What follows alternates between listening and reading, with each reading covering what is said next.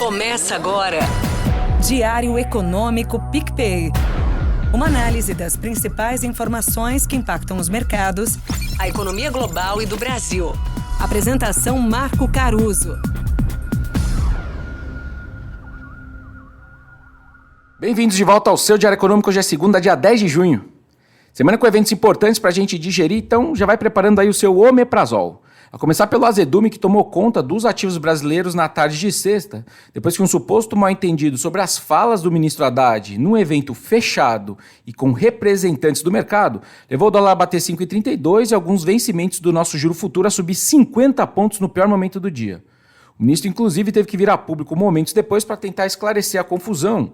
E o jornal Valor Econômico apurou que a maior parte ali das fontes ouvidas e presentes na reunião disseram que não teve qualquer comentário que justificasse esse tamanho todo de estresse dos ativos, só que mesmo depois do desmentido, a piora no risco doméstico permaneceu nos preços. No fundo, existe de fato uma preocupação sobre a sobrevivência do novo arcabouço fiscal por uma soma de motivos. A primeira, a regra do reajuste do salário mínimo, ela afeta 40% do orçamento e já vai garantir uma alta real dessas rubricas acima do teto da regra de inflação mais 2,5% ao ano. Porque a gente já tem contratado aí um avanço perto de 3% real para 2025 para elas.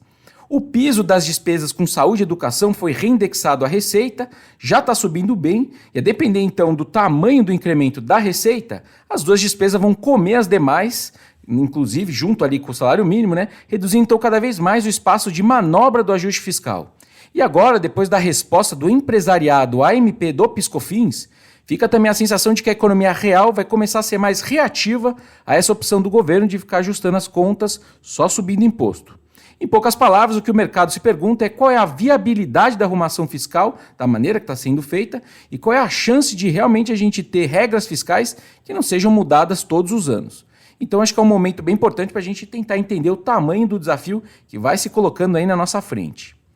Outro ponto que vale mencionar, ainda no campo político, só que agora internacional, foi o resultado das eleições para o Parlamento Europeu, com ganhos importantes aí para a direita e para a extrema-direita da Alemanha, da França e de outros países. A projeção inicial que essa turma aí deve ter levado perto de 25% dos assentos, contra 20% que eles pegaram lá em 2019. Tanto que o Macron mandou convocar uma eleição parlamentar antecipada. Nas palavras dele, eu decidi devolver a vocês a escolha. Só que em francês, obviamente. E também o primeiro-ministro belga pediu as contas por conta desses resultados, dado o tamanho da derrota do seu partido. O Parlamento Europeu então vai ficando com viés anti-imigração e anti-pautas verdes, colocando em dúvida, por exemplo, o Acordo Verde Europeu, que tinha aquela meta de emissão net zero de gases de efeito estufa e carbono neutro até 2050, entre outras coisas.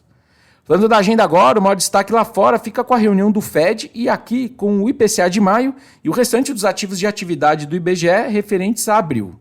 O BC americano vai manter a taxa de juros paradas ali em 5,25%, 5,5% ao ano, mas o que mais vai importar é a fala do Powell depois e as novas projeções econômicas dos membros do comitê para 2024 até 2026 e para o longo prazo.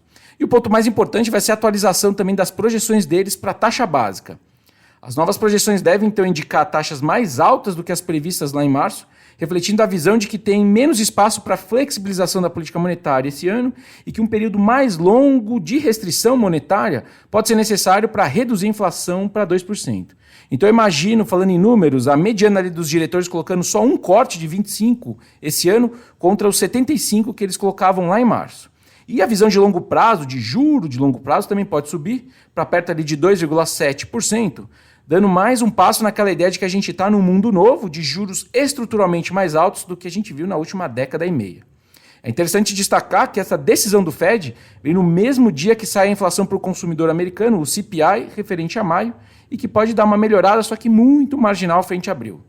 Agora, para a nossa inflação aqui, a gente projeta uma alta mensal de 0,39%, um pouco abaixo do consenso, e segue vendo uma abertura muito saudável desse número, inclusive com a mediana dos núcleos rodando agora abaixo de 3% na média ali dos últimos meses, quando a gente anualiza.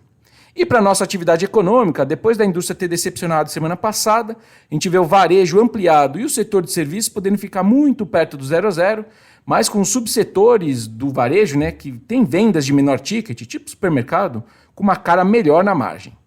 Bom dia, bons negócios e sorte sempre. Você ouviu? Diário Econômico PicPay.